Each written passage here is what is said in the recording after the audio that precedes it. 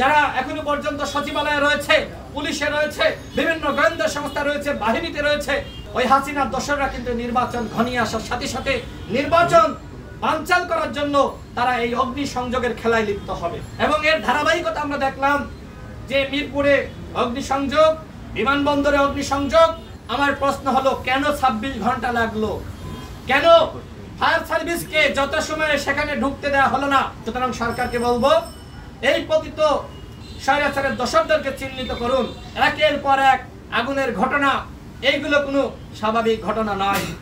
আমরা এটিও শুনেছি, নির্বাচন যত ঘনিয়ে আসবে আওয়ামী লীগ বিভিন্ন প্রার্থীদেরকে হত্যা করার বা তাদের উপর হামলা করার চক্রান্তে লিপ্ত হবে।